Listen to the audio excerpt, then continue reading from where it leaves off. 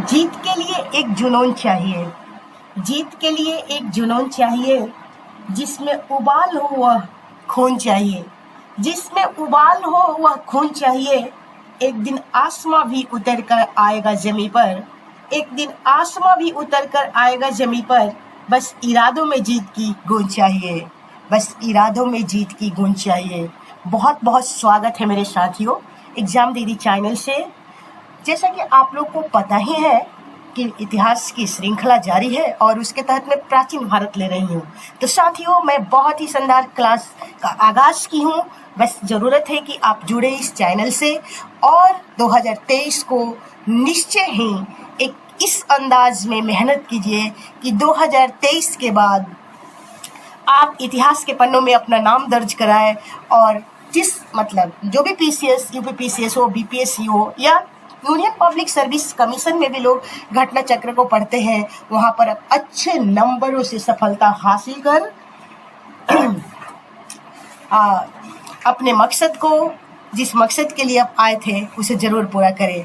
तो साथियों, एक ऐसे अपने अंदर में जीत को लाना है आपको 2023 में, जो आपके लिए जुनून बन जाए और वही जुनून आपके लिए क्या करे कि मुकम्मल जहां हासिल कराने में आपको बहुत ज़्यादा मदद करे। तो साथियों, इसी तरह का प्रयास लेकर मैं आई हूँ इस चैनल से और बहुत बार मैं कह चुकी हूँ कि मेरा चैनल बिल्कुल नया है। आपको इस चैनल को सपोर्ट करना होगा, तभी मेरा ये चैनल क्या होगा, प्रमोट होगा। तो प्लीज़ अगर वीडियो आपको अच्छा लगे तो लाइक करें, शेयर करें और चैनल को सब्सक्राइब करें। एग्जाम दीदी चैनल फिर से एक बार आपका स्वागत करता है और गुप्त काल के साथ प्राचीन भारत के इतिहास को आगे बढ़ाता है। तो आज मैं मौर्योत्तर काल कराई हूँ और आज ही मैं, क्योंकि आगामी एग्जाम को देखते हुए बहुत जल्दी वीडियो डाल रही हूँ ताकि ये सीरीज आपका कंप्लीट हो चुके। तो चलिए आते हैं गुप्त काल की तरफ।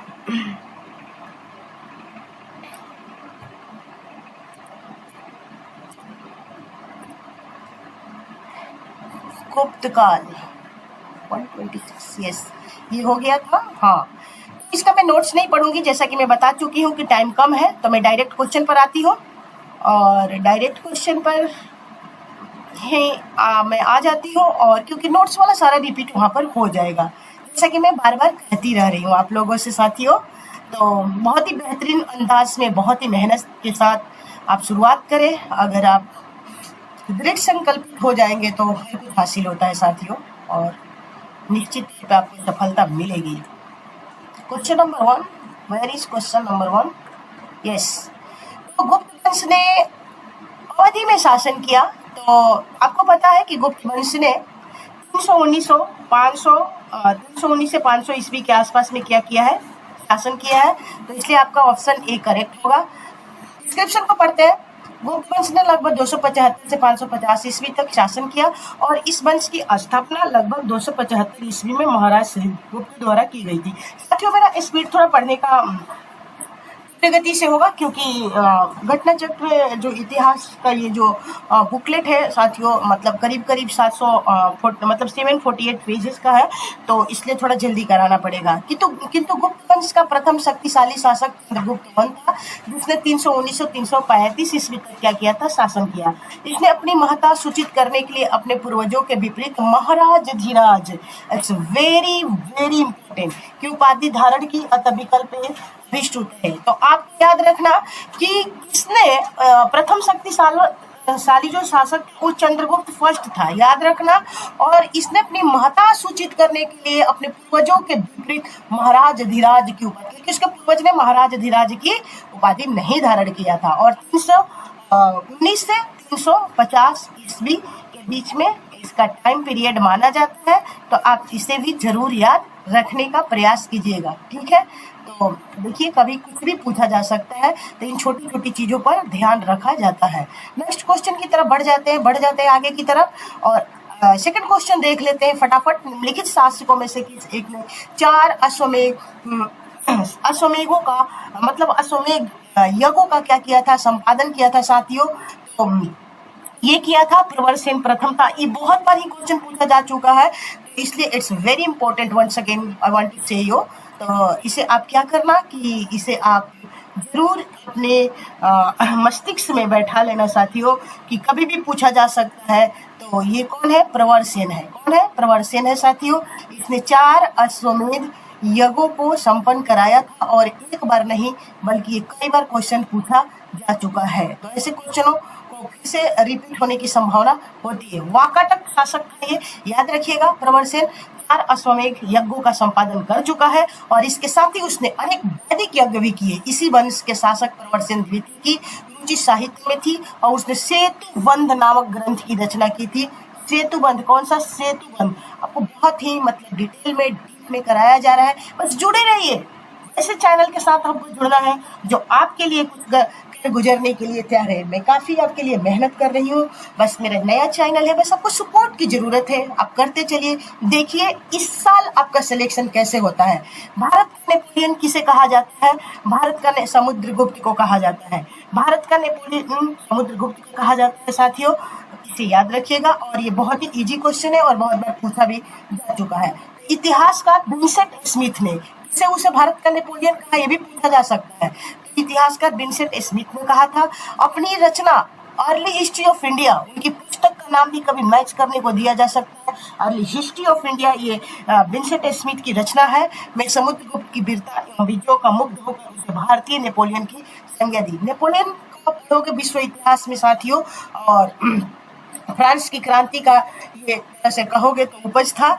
तो अगर विश्व इतिहास कभी मोमेंट्स में मौका मिला तो मैं पढ़ाऊंगी जरूर, बहुत इंटरेस्टिंग है। बट अभी आप फिल्म की तैयारी करो। प्राचीन भारत का नेपोलियन किसे कहा जाता है? तो समुद्रगुप्त को कहा जाता है। फिर से रिपीट कर दिया गया है इस क्वेश्चन को, थोड़ा फटाफट कर लेते हैं। निम्नलिखित में से किस गुप्त राजा का एक अन्य नाम देवगुप्त था? आपको पता ही है, चंद्रगुप्त द्वितीय का नाम देवगुप्त था। चंद्रगुप्त द्वितीय का नाम देवगुप्त था।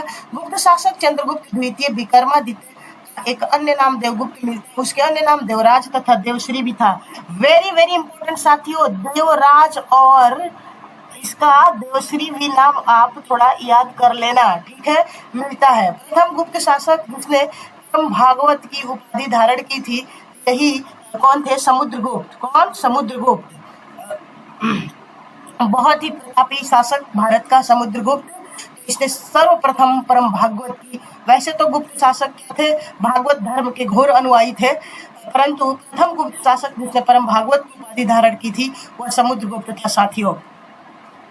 नालंदा गया के ताम्रपत्रों के अनुसार समुद्रगुप्त प्रथम गुप्त शासक था जिसने परम भागवत की उपाधि धारण की थी।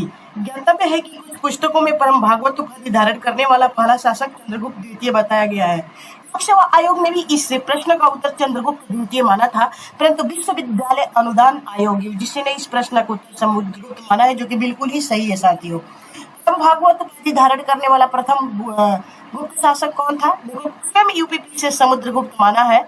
और मतलब एक साल में क्या मानता है तो ये पता नहीं। हर पीसीएस का थोड़ा बहुत ही गलत रवैया है। चाहे बीपीएससी हो चाहे यूपी पीसीएस हो, और बच्चे परेशान भी होते हैं। कितना लोगों का 1-2 नंबर से सिलेक्शन भी रुक जाता है साथियों। तो ये तो भाई आयोग कुछ भी कर सकता है, इसमें क्या किया जा सकता है साथियों। अपने से तो बस कोशिश यही होनी चाहिए कि हम सही करके आएंगे, लेकिन अब आयोग अगर कुछ करे तो फिर तो ये एक तरह से लक ही कहा जाएगा। तो ये समुद्रगुप्त हो जाएगा। इलाहाबाद स्तंभ अभिलेख निम्नलिखित में से किस एक से संबंध है साथियों? तो ये देखो फिर से मतलब क्या विवादित क्वेश्चन। तो इलाहाबाद स्तंभ अभिलेख निम्न में से किससे संबंध है? तो अशोक भी नाम है, वहां पर समुद्रगुप्त का भी है, तो ये दोनों से संबंधित हो जाएगा। तो इलाहाबाद अशोक स्तंभ अभिलेख पर समुद्रगुप्त के शासन के बारे में भी सूचना प्रदान करता है। इस स्तंभ पर समुद्रगुप्त से संधि विग्रहिक, इनका जो संधि विग्रहिक था, हरिश्चंद्र ने संस्कृत भाषा में प्रशंसात्मक वर्णन, प्रशस्ति मूलक वर्णन किया है, जिसे प्रयाग प्रशस्ति कहा गया है। इसमें समुद्रगुप्त की विजयों का उल्लेख है साथियों। तो यहाँ पर आप ज्यादातर इलाहाबाद स्तंभ मतलब समुद्रगुप्त को ही ज्यादा मतलब मारने की कोशिश कीजिएगा। ऑप्शन पर जाइएगा डी पर, तो ये सही हो जाएगा। इलाहाबाद का अशोक स्तंभ किसके शासन के बारे में सूचना प्रदान करता है साथियों? तो ये समुद्रगुप्त के बारे में देख लेना, वही है जो डिस्क्रिप्शन ऊपर वाला था। प्रयाग प्रशस्ति किसके सैन्य अभियान के बारे में जानकारी देती है? अभी वही रिपीट किया गया है। ये हरिश्चंद्र ने, इसके राजकवि जो था दरबारी था, वो उसी ने लिखा था। प्रशस्ति मूलक है साथियों। और समुद्रगुप्त से संबंधित है। निम्नलिखित शासकों में से किस एक ने ये तो हो ही गया है। किस क्वेश्चन क्या है, एक मिनट, ये हो गया ये, हाँ नेक्स्ट क्वेश्चन। अच्छा ये देखिए, समुद्रगुप्त के प्रयाग प्रशस्ति में कौशल के शासक का क्या नाम था? महेंद्र था। क्या था? महेंद्र था। देखो प्रयाग प्रशस्ति जो है 19वीं और 20वीं पंक्तियों में दक्षिणापथ के 12, ये भी पूछा जा सकता है। ये दक्षिणापथ के जो मतलब दक्षिण भाग के जो दक्षिण 12 राजाओं मतलब जो राजा थे तथा उनके राजाओं के नाम मिलते हैं। प्रयाग प्रशस्ति से ज्ञात होता है कि कौशल का राजा महेंद्र था, बिल्कुल था। और दक्षिणापथ के राज्यों को समुद्रगुप्त ने पहले जीता, उनको जीत लिया था, किंतु फिर ग्रहण मोक्ष अनुग्रह नीति के तहत कृपा कर उन्हें स्वतंत्र कर दिया। ये बोला मतलब हम आपको जीत लिए हैं, ठीक है, लेकिन फिर आप पे वो अनुग्रह मतलब उन्होंने जब इससे अनुग्रह किया तो फिर उनके राज्यों को ये क्या किया था, वापस कर दिया था। ये बहुत ही, ये उत्तरापथ के 9 राज्यों को जीत लिया था साथियों, और दक्षिणापथ के इसने 12 राज्यों को जीत लिया था साथियों, और कई अपने सीमावर्ती राज्यों को भी जीता था। ये एक महान ही साम्राज्यवादी शासक था साथियों, याद रखना। और ग्रह मोक्ष अनुग्रह की नीति ये दक्षिणी राज्यों को जीतने के संदर्भ में लाया था, और इसे उत्तरापथ का स्वामी भी कहा जाता है। ये इन सारी बातों को आप याद रखना। समुद्रगुप्त के प्रयाग प्रशस्ति वाले स्तंभ पर निम्नलिखित में से किसका लेख मिलता है? आप बताओगे जहांगीर का मिलता है, ठीक है, जहांगीर का मिलता है साथियों। प्रयाग प्रशस्ति समुद्रगुप्त के विषय में जानकारी का एक महत्वपूर्ण स्रोत है, वेरी वेरी इंपॉर्टेंट सोर्स। इसकी रचना समुद्रगुप्त के संधि विग्रह सचिव हरिसेन ने की थी। हरिसेन का भी नाम याद रखना, ये उसका महाकवि था। कनिंघम के मतानुसार यह लेख मूल कौशाम्बी में खुदवाया गया था। अकबर ने इसे कौशाम्बी से मंगाकर इलाहाबाद के किले में स्थापित करवाया। ये भी पूछा जाएगा कि किसने, ये मूल रूप से देखो, ये मूल रूप से तो कौशाम्बी में खुदवाया गया था, याद रखना, कभी भी कुछ भी पूछा जा सकता है। ये मूल रूप से कौशाम्बी में खुदवाया था। अकबर ने इसे कौशाम्बी से मंगवाकर इलाहाबाद के किले में स्थापित करवाया, और इस पर जहांगीर का एक लेख, रानी का अभिलेख, अशोक द्वारा कौशाम्बी के महामात्रों को संघ भेद रोकने के लिए निर्देश भी जारी किए गए हैं। कुछ भी आपसे पूछा जा सकता है। प्रथम वीर उपाधि, पृथ्वी का प्रथम वीर के उपाधि से कौन जाना जाता है? तो यही समुद्रगुप्त का नाम आता है साथियों। इतिहासकार तेजराम शरण ने अपनी पुस्तक politics history of the imperial Gupta's में उल्लेख किया है कि समुद्रगुप्त ने अश्वमेध यज्ञ किया, जिसके बाद उसने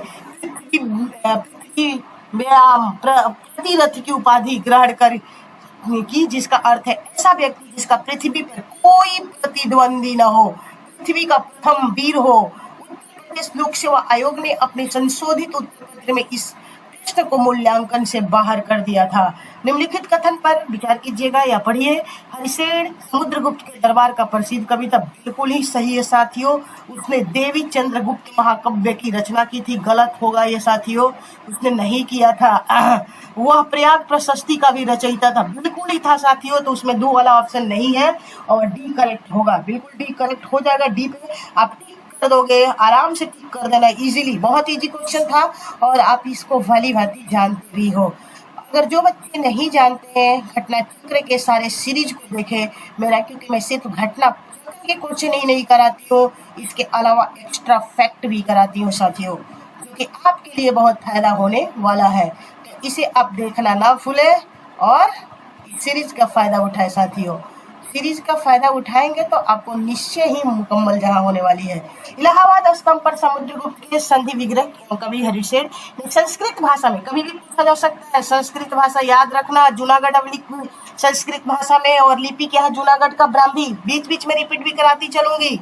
ये क्या प्रशस्ति मूलक है, यानी प्रशंसा किया गया है, जिसे प्रयाग प्रशस्ति कहा गया। इसमें समुद्रगुप्त की विजयों का उल्लेख है। देवी चंद्रगुप्त नाटक की रचना विशाख दत्त ने की थी, और इसी ने मुद्रा राक्षस की भी रचना की थी, जिससे मौर्य काल के बारे में जानकारी हासिल होती है। विशाख दत्त की मुद्रा राक्षस, ठीक है।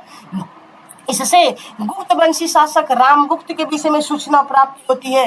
अतः स्पष्ट है कि कथन 1 और 3 सत्य, जबकि कथन देवी चंद्रगुप्त नाटक है की रचना विशाख दत्त की कृति है साथियों। इस बात को आप याद कर लेना। देख लो, आओ इसको मिला लेते हैं बढ़िया से, थोड़ा ध्यान से देखते हुए। तो क्या क्या हो सकता है इसमें? तो yes yes yes yes yes, Dhananjay Kastalpur. इसमें मेरे को थोड़ा सा यही कंफ्यूज हो रहा था। धनंजय कुशतलपुर, नीलराज मतलब उनके राज्य कौन थे, नीलराज और मुक्त, ऐसा क्वेश्चन एक दो तो पूछेगा ही पूछेगा। उग्रसेन, पलका और विष्णु गोपा काची, मुझे एक यही आ रहा था साथियों अभी फिलहाल, तो आप इसे एक बार रिपीट कर लेना और कोशिश करना कि याद भी हो जाए, हो सकता है रिपीट कर दिया जाए। तो धनंजय दो याद कर लो, विष्णु गोपा तो काची का था, उग्रसेन पलका का था, नीलराज और मुक्त का था, और धनंजय कुशतलपुर का था। ठीक है साथियों, तो दो याद कर लेना, उग्रसेन पलका, दो तीन बार करोगे तो हो जाता है धनंजय कुशतलपुर और नीलराज और मुक्त। ठीक है, तो इसको देख लेना, एक दो क्वेश्चन ऐसा आते ही रहते हैं जो कि न हो सके। दिल्ली की कुव्वतुल इस्लाम मस्जिद के प्रांगण में उन्नत प्रसिद्ध लौह स्तंभ किसकी स्मृति में है? तो ये तो चंद्र नामक एक व्यक्ति है, देखो पढ़ लेते हैं। दिल्ली के मेहरौली नामक स्थान से मेहरौली लौह स्तंभ लेख प्राप्त हुआ जो वर्तमान में कुतुब मीनार के समीप है। इसमें चंद्र नामक किसी राजा की उपलब्धियों का वर्णन किया गया है जिसका समीकरण गुप्त वंशीय शासक चंद्रगुप्त द्वितीय से किया जाता है। मान्यता के अनुसार लगभग 410 ईस्वी में चंद्रगुप्त द्वितीय विक्रमादित्य के समय में मेहरौली लौह स्तंभ उदयगिरी पहाड़ियों के पास विष्णुगिरी में स्थित था। चंद्रगुप्त द्वितीय विष्णु का उपासक था। भगवान विष्णु के सम्मान में ही उसने इस लौह स्तंभ का निर्माण करवाया था। इस स्तंभ के शीर्ष भाग पर भगवान विष्णु के वाहन गरुड़ का चिन्ह अंकित है। साथियों, आप मेहरौली जाना तो जरूर देखना, और खास बात है कि आज भी जंग रहित है, केमिस्ट्री था उस समय का साथियों, आप देख सकते हो। कौन सा राजवंश हुड़ों के आक्रमण से अत्यंत विचलित हुआ था? तो गुप्त हुआ था। ठीक है, गुप्त राजवंश ने हुड़ों का पहला जो आक्रमण हुआ था वो कब हुआ था? देखते हैं, हुड़ों का भारतीय आक्रमण गुप्त सम्राट स्कंदगुप्त के शासन काल में हुआ था। स्कंदगुप्त के हाथों वे बुरी तरह परास्त हुए थे। यह आक्रमण एक धावा मात्र रहा और देश के ऊपर इसका कोई तात्कालिक प्रभाव नहीं पड़ा, किंतु परोक्ष रूप से इसने गुप्त साम्राज्य के पतन की गति को तेज कर दिया। स्कंदगुप्त की मृत्यु के बाद 5वीं शताब्दी ईस्वी के अंत तक तथा 6वीं शताब्दी ईस्वी के प्रारंभ में उत्तर पश्चिम के कई क्षेत्रों पर हुड़ों ने कब्जा कर लिया था। हुड़ों ने भारत पर आक्रमण किया था। कब किया था? स्कंदगुप्त के शासनकाल में किया था साथियों। तो जब पूछेगा किस वंश में, तो गुप्त बताओगे। गुप्त वंश के किस शासक, तो क्या बताओगे? स्कंदगुप्त। बताओ याद हुआ कि नहीं? अगर मेरा वीडियो अच्छा लगे आप लोगों को साथियों, तो कम से कम कमेंट तो कर सकते हो ताकि मेरा हौसला अफजाई हो और मैं आप लोगों के लिए बहुत बढ़िया वीडियो लेकर आऊँ। मैं करंट अफेयर्स के बहुत जल्दी मैराथन लेकर आने वाली हूँ साथियों। तो प्लीज़ प्लीज़ प्लीज़ मेरे चैनल को आप जरूर लाइक करें, सब्सक्राइब करें चैनल को, ताकि मुझे लगे कि मैं जो कर रही हूँ शायद आप लोगों को उससे फ़ायदा हो रहा है। तो निम्नलिखित में से किस गुप्त शासक ने हुड़ों पर विजय प्राप्त की? तो ये स्कंदगुप्त ने किया था। किसने किया था? स्कंदगुप्त ने किया था साथियों। तो आपको वही क्वेश्चन बार बार रिपीट हो रहा है। एक मिनट, ये प्रॉब्लम हो जा रहा है, इसमें देख लेती हूँ थोड़ा। तो ये स्कंदगुप्त, ठीक है।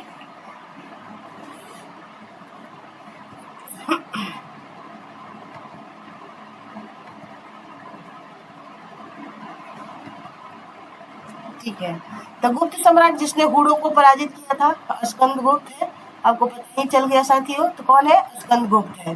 और कौन है? स्कंदगुप्त है। तो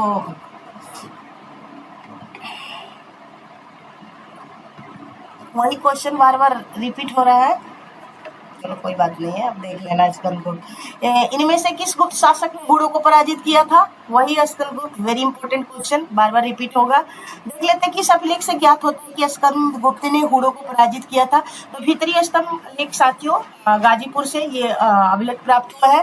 तो उत्तर प्रदेश के गाजीपुर जिले में सैदपुर तहसील में भीतरी नामक स्तंभ। सबसे पहले आप भीतरी, और ये बहुत आसान क्वेश्चन है, बहुत बार रिपीट भी किया गया है।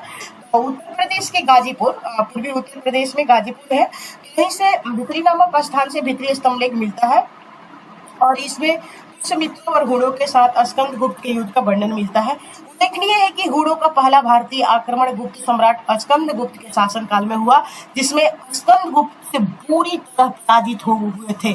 मतलब एक ऐसी बात बोली जाती है साथियों कि जैसे मानो कि मतलब पूरा पृथ्वी हिल गई थी। मतलब इस तरह के दहशत फैलाए हुए थे स्कंदगुप्त कि हुड़ों की मतलब जान पे आ पड़ी हुई थी।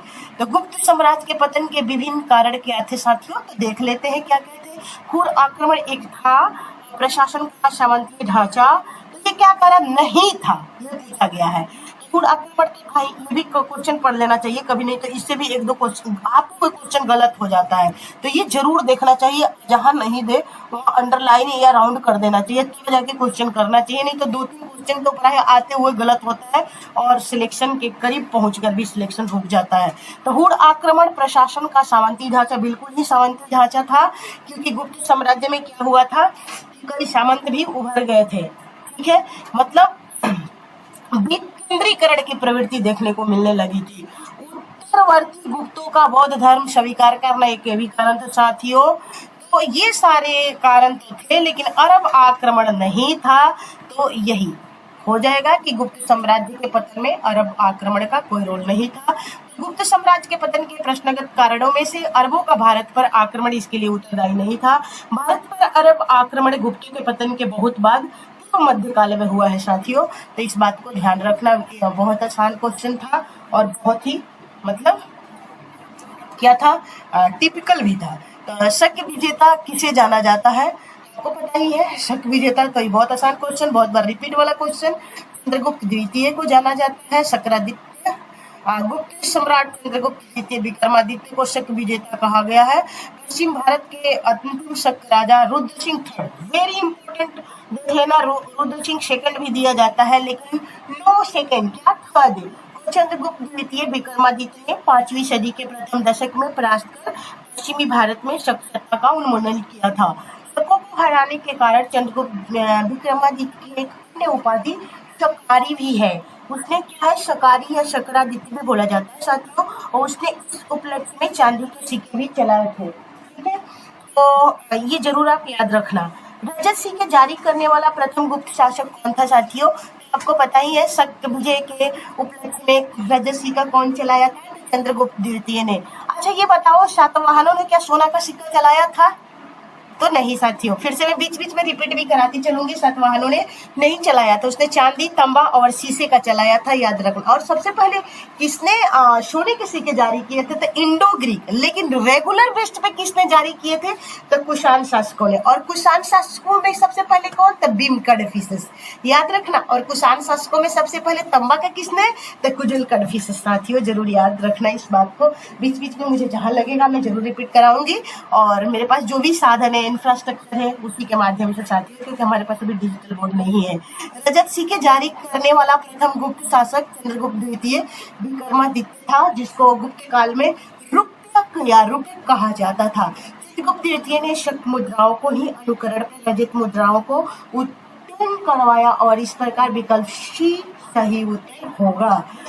चीनी यात्री फयान ने किसके शासनकाल में भारत की यात्रा की थी, और आपको पता ही है कि प्रसिद्ध चीनी यात्री फयान ने किसके शासनकाल में भारत की यात्रा की थी, तो चंद्रगुप्त द्वितीय के शासनकाल में भारत की यात्रा की थी। ठीक है, इंपॉर्टेंट क्वेश्चन है। चंद्रगुप्त द्वितीय विक्रमादित्य के शासनकाल में चीनी यात्री फयान ने भारत के विभिन्न स्थानों को क्या किया था, भ्रमण किया था। It's very important question for you. ठीक है, please remind in your mind. तो ये फयान है और ये चीनी यात्री है, और किसके शासनकाल में आया था, तो चंद्रगुप्त द्वितीय। वहां पर चंद्रगुप्त मौर्य भी दिया रहेगा आपको फंसाने के लिए, और जल्दीबाजी में वहां जरूर पढ़ लेना कि नहीं तो मौर्य कभी कभी आते हुए क्वेश्चन स्लिप कर जाएगा माइंड, और मौर्य पे लगा के आप चले आओगे। निम्नलिखित में से कौन सही सुमेलित नहीं है, तो कुमार गुप्त वन का मंसर अभिलेख है, बिल्कुल है। शिला अभिलेख, राइट। प्रभावती गुप्त उदयगिरी नहीं, प्रभावती गुप्त का उदयगिरी गुहा लेख नहीं है साथियों। समुद्रगुप्त ये क्या कह रहा है कि निम्नलिखित में से कौन सही सुमेलित नहीं है, समुद्रगुप्त का एरड़ अभिलेख, तो हाँ उसका तो है। अच्छा नहीं है ना, फिर एक बार यहाँ नहीं पर देख लेंगे, तो नहीं है, राइट है, प्रभावती गुप्त सही है, ये नहीं है इसका उदयगिरी। उदयगिरी पर देखते हैं, आइए। कुमार गुप्त वन का मंसौर है, जहाँ से तेलियों के बारे में, तेल जो उस समय निकलता था उनके बारे में जानकारी मिलती है, और शिल्पियों के बारे में इससे मिलता है जानकारी। शिला से है, राइट। ये तो आज भी मैं पढ़ाई थी। चंद्रगुप्त द्वितीय उदयगिरी का गुहा अभिलेख अभी मैं आपको पढ़ाई थी, ये भी क्वेश्चन। और समुद्रगुप्त का एरड़ अभिलेख है। और स्कंदगुप्त का क्या है, भीतरी स्तंभलेख, जो कि कहाँ है, गाजीपुर में है। प्रभावती गुप्त का उदयगिरी से कोई अभिलेख नहीं प्राप्त हुआ है साथियों, तो इस बात को याद रखना। नेक्स्ट क्वेश्चन की तरफ बढ़ जाते हैं। और क्या है हमारा, मैच करना है, मैच द फॉलोइंग है। तो चंद्रगुप्त को हम क्या मतलब इनका मदर्स नेम या रानी का नाम दिया है, शासक उनकी अच्छा रानियां है, नॉट मदर। तो उनकी वाइफ से तो देख लेते हैं कि क्या क्या दिया हुआ है। तो कुमार गुप्त प्रथम का तो शादी हुआ था एक दत्ता देवी से हुआ था, कुमार गुप्त प्रथम का। और समुद्रगुप्त का शादी हुआ था आई थिंक क्या अनंत देवी है, थोड़ा मैं कंफ्यूज कर रही हूँ, एक बार देख लेते हैं। चंद्रगुप्त का तो सॉरी साथियों, हाँ देखो याद आ गया था, समुद्रगुप्त का दत्ती देवी थी, ठीक है। और चंद्रगुप्त का जो पहला शासक था चंद्रगुप्त गुप्त वंश का, तो जिसने किसका महाराज धीराज की उपाधि ली थी, चंद्रगुप्त प्रथम। तो ये कुमार देवी से इसकी हुई थी। समुद्रगुप्त का दत्ता देवी, ठीक है। और चंद्रगुप्त द्वितीय कुबेरनाग, क्या है, कुबेरनाग। और कुमार गुप्त प्रथम का अनंत देवी साथियों। ये जरूर पूछेगा आपसे, बहुत लेटेस्ट का क्वेश्चन है, इसे एक बार और मैं कराना चाहूंगी आप लोगों को। तो एक बार देखिएगा, चंद्रगुप्त, कुमार देवी, समुद्रगुप्त देवी, कैसे समुद्रगुप्त मतलब एक तरह से था पूरा लोगों का, उस समय मालिक था, बहुत ही प्रतापी शासक था समुद्रगुप्त गुप्त वंश का। और चंद्रगुप्त द्वितीय भी बहुत प्रतापी शासक था। मतलब जो इसे नाग, मतलब एक कोडिंग बना लो, जो नाग शासक थे, नागवंशी थे, इससे थर थर कांपते थे, ठीक है। तो चंद्रगुप्त द्वितीय का क्या हो गया, कुबेरनाग, ऐसे पकड़ लेना। और समुद्रगुप्त का दत्त, दोनों ही बहुत प्रतापी शासक था। इसका तो पता ही है, चंद्रगुप्त का कुमार देवी प्रथम का, ठीक है। तो उसके बाद कुमार गुप्त प्रथम अनंत देवी हो जाएगा, ठीक है, कुमार देवी। तो ऐसे आप करोगे तो सही हो जाएगा। चलो नेक्स्ट क्वेश्चन की तरफ बढ़ जाते हैं। ईसा की तीसरी शताब्दी से जबकि हुड़ आक्रमण से रोमन साम्राज्य समाप्त हो गया, भारतीय व्यापारी अधिकाधिक निर्भर हो गए, किस पर, तो दक्षिण पूर्व एशियाई व्यापार पर हो जाएंगे। ईसा की तीसरी शताब्दी तक जब हुड़ आक्रमण से रोमन साम्राज्य समाप्त हो गया, तो भाई जब उधर का साम्राज्य समाप्त हो जाएगा, रोमन साम्राज्य, तो कहीं ना कहीं तो व्यापार होगा ना। तो भारतीय व्यापारी जो थे अधिकाधिक किधर निर्भर हो गए, लगातार हुड़ आक्रमण हो रहा था, एरिया डिस्टर्ब था। और किसी भी काल में, वर्तमान काल क्यों ना हो, जब हमारा मतलब पीस होता है नेशन में, फिर ट्रेड मतलब क्या होता है, इनहांस होता है, आगे बढ़ता है। अदरवाइज क्या होता है, ट्रेड डेफिसिट हो जाता है।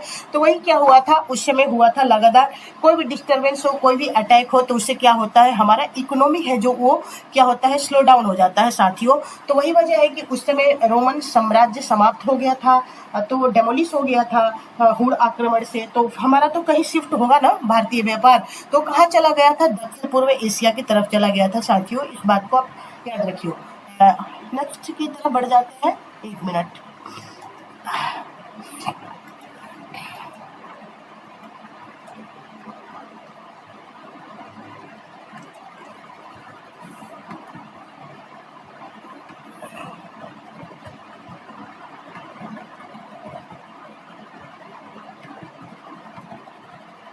क्या था, हाँ, दक्षिण पूर्व एशियाई व्यापार था।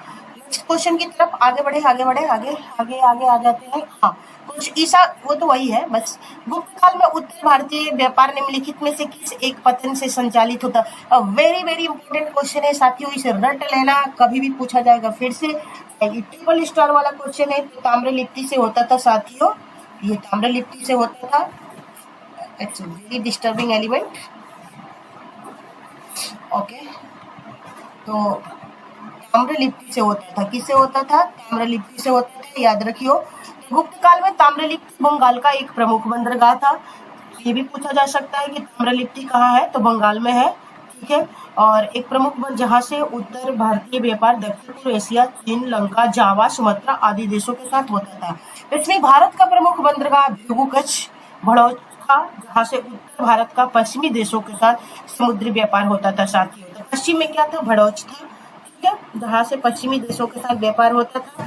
और गुप्त काल में उत्तर भारत का सर्वाधिक व्यापार दक्षिणी पूर्व एशिया से होता था। क्यों? क्योंकि रोमन साम्राज्य का पतन हो चुका था साथियों। तो यही वजह है कि दक्षिण पूर्व एशिया के साथ होता था। इस बात को आप याद रखना, और मैं अभी अभी आपको इसकी चर्चा भी कर चुकी हूँ। अतः इस काल का प्रमुख बंदरगाह ताम्रलिप्ति था, परंतु अन्य बंदरगाहों जैसे भड़ौच, कल्याण, काम्बे आदि से भी उत्तर भारतीय व्यापार होता था। तो उसके अलावा भी इन भड़ौच जो था, कल्याण भी जो था, काम्बे था, ये पश्चिमी तट पे था। या साथियों इस बात को भी याद रखना, ये भी आपसे पूछा जा सकता है। भड़ौच, कल्याण, काम्बे सभी गुप्तकालीन क्या है? ये सभी बंदरगाह थे जहाँ से व्यापार संबंध होते थे। लेकिन ज्यादा व्यापार कहाँ से होता था? ताम्रलिप्ति से, और रीजन भी मैं बता चुकी हूँ आप लोगों को। तो यहाँ पर क्या हो जाएगा? सर्वाधिक उपयुक्त उत्तर ताम्रलिप्ति होगा। साथ ही यदि विकल्प में उपयुक्त सभी विकल्प होता है तो सटीक उत्तर उपयुक्त सभी होता है। तो आगामी क्वेश्चन के लिए आप तैयार रहना। निम्नलिखित में से कौन सा बंदरगाह गुप्त काल में उत्तर भारतीय व्यापार के लिए उपयोग किया जाता था? कहीं गया तो बीपीएससी कहाँ छोड़ने वाला है। तो प्रमुख नहीं पूछा है, तो ताम्रलिप्ति तो था ही साथियों, कल्याण भी था, भड़ौच भी था, काम्बे भी। अभी आप सुने ही हो तो इसमें ये हो जाएगा साथियों, सभी गुप्तकालीन बंदरगाह थे।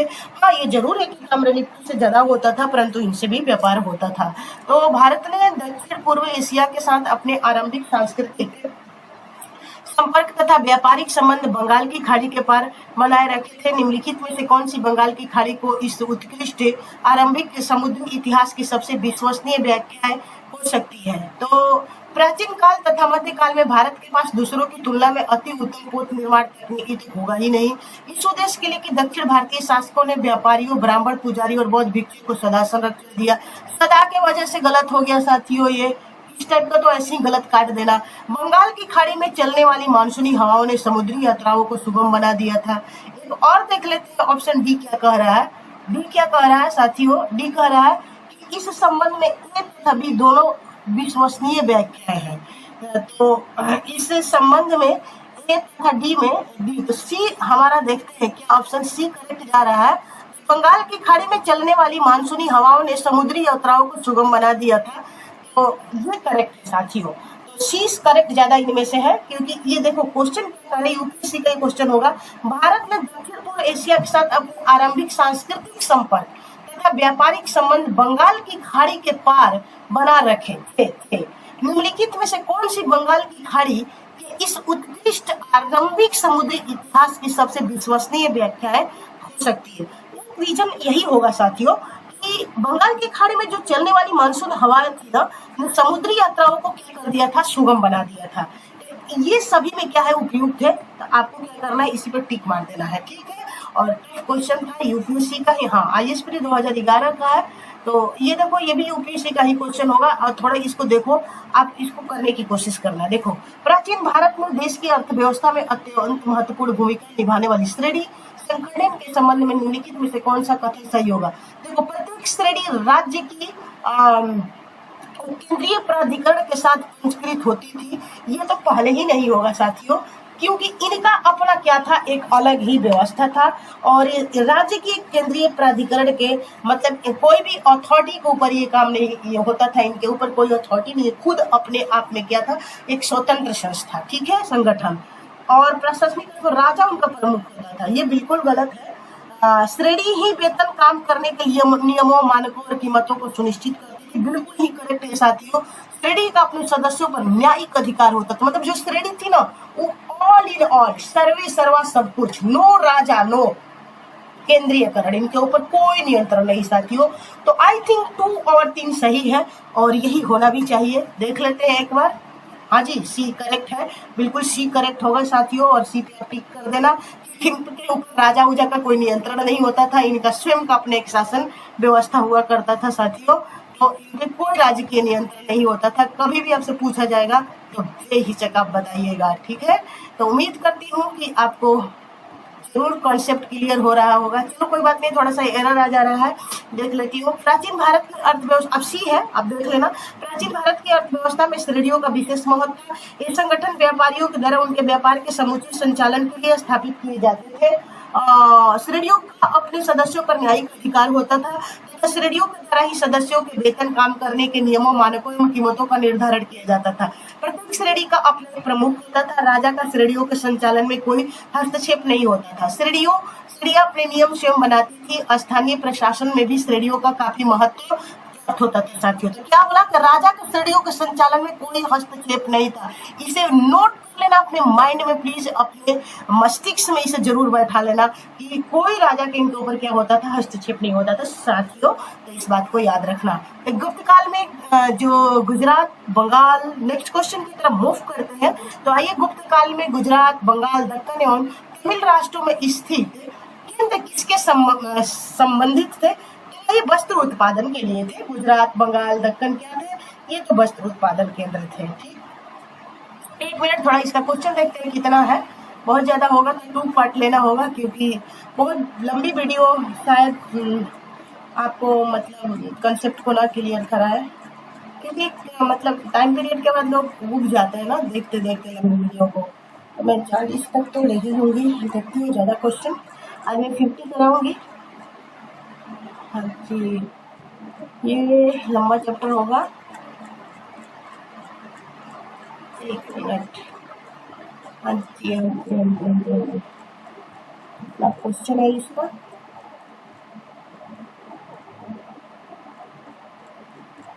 लंबी चैप्टर है ये, इसको लगता है 3 पार्ट में लेना होगा गुप्त काल को। चलो जल्दी, आज मैं 50 क्वेश्चन तक करा देती हूँ।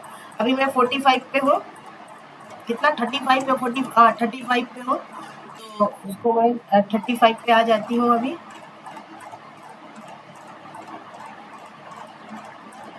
तो 35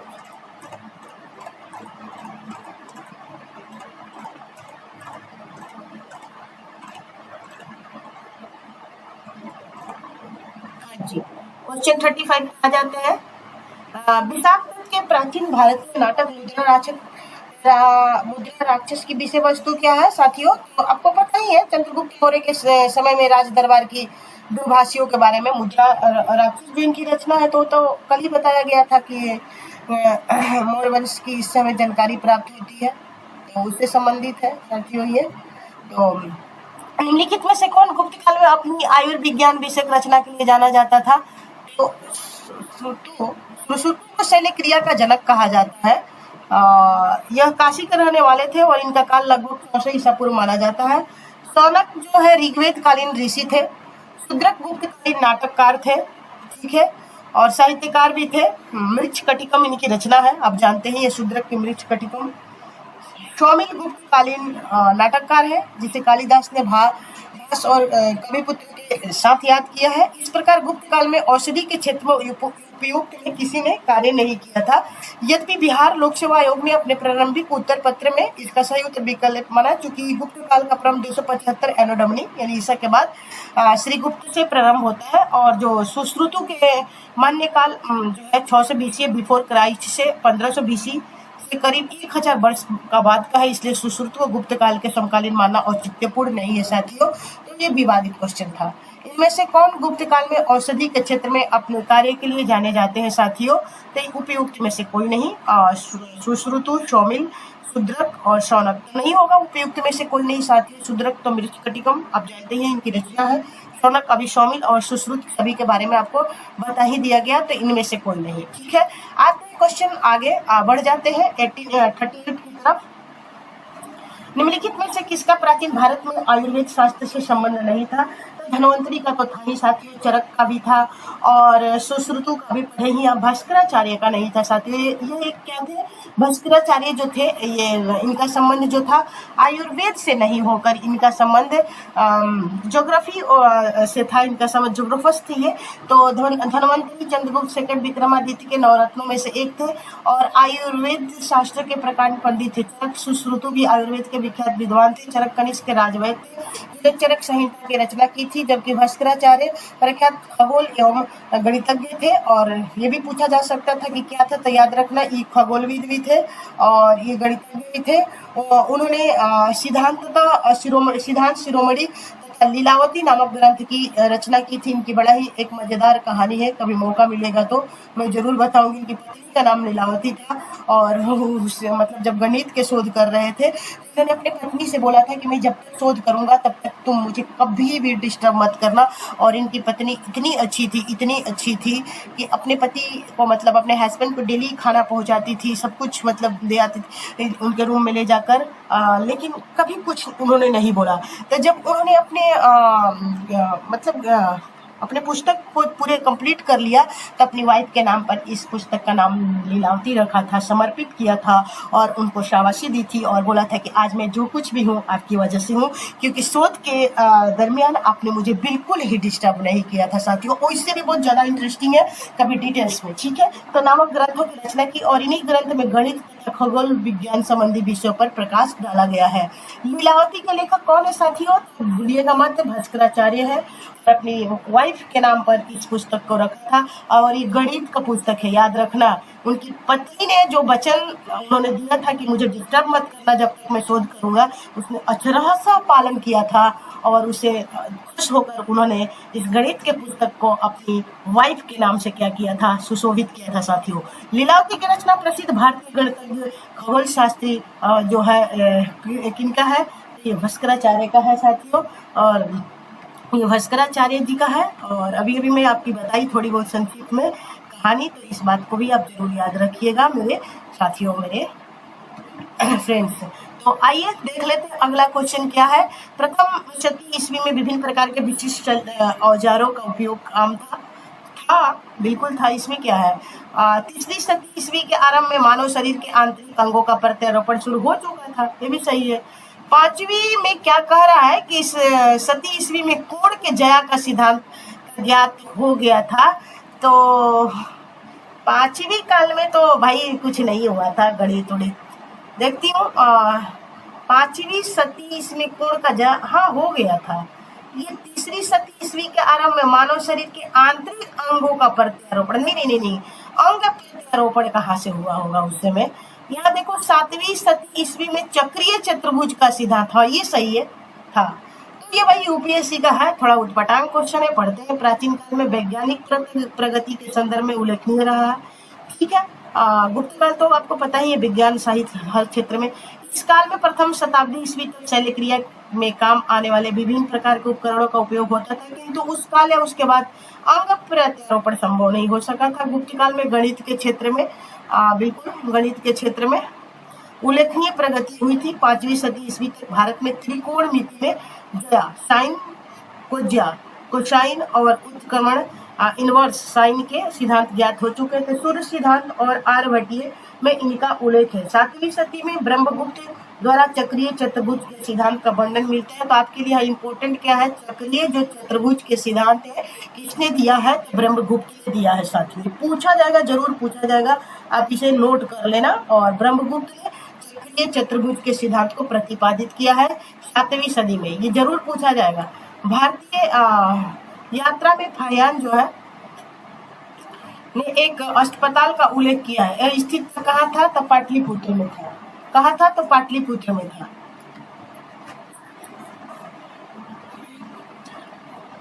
चीनी यात्री फाहियान गुप्त काल में भारत आया था और उसने उल्लेख किया कि पाटलिपुत्र नगर के धनिकों ने एक बड़े अस्पताल की स्थापना की थी, जहां निर्धनों को निःशुल्क दवाएं धनिकों ने एक बड़े अस्पताल की स्थापना की जहां निर्धनों को निःशुल्क दवाएं और भोजन उपलब्ध कराया जाता था। यहाँ देश भर से रोगी इलाज के लिए आते थे। चंद्रगुप्त के नवरत्नों में से निम्न में से कौन फलित ज्योति से संबंधित, मतलब ज्योतिष था वो?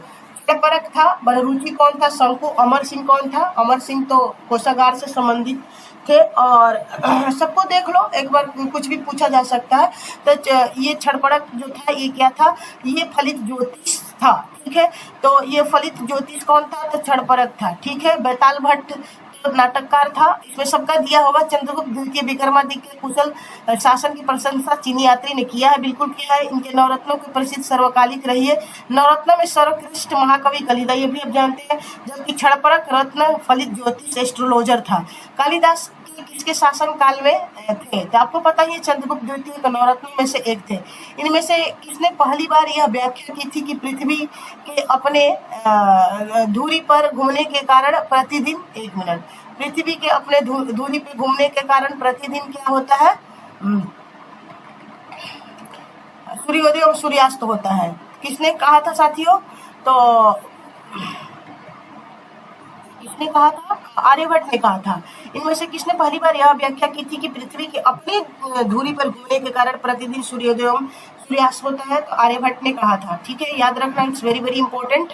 आर्यभट्ट गुप्त काल के प्रसिद्ध गणितज्ञ थे और इनकी प्रमुख आर्यभट्टीय, ये तो आपको पता ही इन्हीं के नाम से। इन्होंने गणित के विविध नियमों का प्रतिपादन किया था तथा सर्वप्रथम यह खोज की कि पृथ्वी अपनी धुरी के चारों ओर परिभ्रमण करती है। ठीक है, अधोलोकित में कौन गुप्तकालीन स्वर्ण मुद्रा है? तो गुप्तकालीन मुद्रा को दिनार कहा जाता था। ठीक है, क्या कहा जाता था? दिनार कहा जाता था साथियों।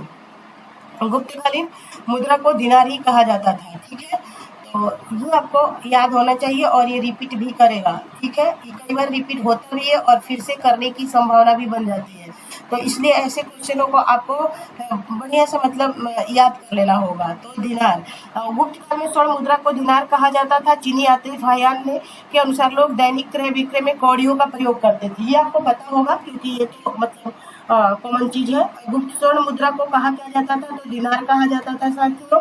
और गुप्त काल में रजत मुद्रा को क्या नाम दिया जाता था साथियों? रजत यानी चांदी के रूपक कहा जाता था साथियों। तो इसे आप याद रखना, ये क्या था? रूपक था। क्या था? रूपक था। ये रूपक था। गुप्त शासकों के सिक्के उत्तर प्रदेश, बिहार, बंगाल, मध्य प्रदेश, राजस्थान, उड़ीसा में पाए गए। सिक्कों का सबसे प्रसिद्ध प्राप्ति स्थल राजस्थान का भरतपुर बयाना है। याद रखना, ये जो एरिया है, इनके द्वारा जारी किए गए चांदी के सिक्के रूपक कहलाते थे तथा स्वर्ण मुद्राओं को दिनार कहा जाता था। ये आपको पता ही होगा। तो निम्नलिखित में से किस गुप्त शासक ने सर्वप्रथम सिक्के जारी किए थे साथियों? तो सर्वप्रथम सिक्के जो जारी किए थे वो चंद्रगुप्त प्रथम ने किया था। किसने किया था? चंद्रगुप्त प्रथम ने जारी किया था। तो ये क्या पूछ रहा है? किस गुप्त शासक ने सिक्के जारी किए थे? तो चंद्रगुप्त प्रथम ने किया था। ठीक है, आइए देख लेते हैं गुप्त शासकों में चंद्रगुप्त प्रथम द्वारा सर्वप्रथम सिक्के जारी किए गए। चंद्रगुप्त प्रथम के पूर्व के शासकों श्री गुप्त घटोत्कच द्वारा सिक्के जारी करने का कोई साक्ष्य उपलब्ध नहीं है।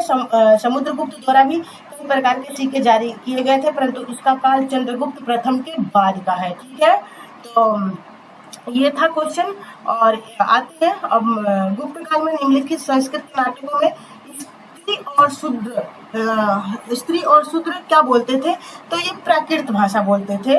और संभ्रांत और कुलीन लोग जो थे साथियों, वो क्या बोलते थे? वो संस्कृत बोलते थे। ठीक है, और आम लोग क्या बोलते थे? प्राकृत भाषा बोलते थे। और ये बहुत ही मतलब इम्पोर्टेंट क्वेश्चन है, याद रखिएगा। आम लोग लेन देन में कौड़ियों का प्रयोग करते थे, संभ्रांत लोग रूपक, दिनार इत्यादि का करते थे। और बोलचाल में भी आम लोग प्राकृत भाषा का, और संभ्रांत, धनवान, रिच लोग जो हुआ करते तो क्या संस्कृत बोलते थे साथियों। गुप्त काल में लिखित संस्कृत नाटकों में स्त्री और शूद्र पात्र प्राकृत भाषा बोलते थे, जबकि उच्च बड़े के लोग संस्कृत भाषा बोलते थे। सती प्रथा का प्रथम अभिलेखीय साक्ष्य प्राप्त हुआ है कहाँ से? तो एरड़ से। सती प्रथा का प्रथम अभिलेखीय साक्ष्य एरड़ से प्राप्त हुआ है और यह अभिलेख 510 ईस्वी का है। इसे भी याद रखना इम्पोर्टेंट है इसलिए, जिसमें गोपराज नामक सेनापति की स्त्री सती होने का उल्लेख मिलता है। तो अभी आज मैं आप लोगों को 50 क्वेश्चन कंप्लीट करा दी हूँ गुप्त काल में। कल 100 क्वेश्चन कराऊंगी क्योंकि फटाफट करना भी जरूरी है साथियों। थोड़ा टाइम लगेगा, कोई बात नहीं है, क्योंकि आपको जाना है संघर्ष से उत्कर्ष की तरफ साथियों। तो अगर आपके जीवन में संघर्ष है तभी तो उत्कर्ष होगा। तो लगे रहिए, जूझते रहिए तब तक जब तक कि सफलता हासिल न हो जाए। तब तक के लिए साथियों गुड नाइट, गुड लक।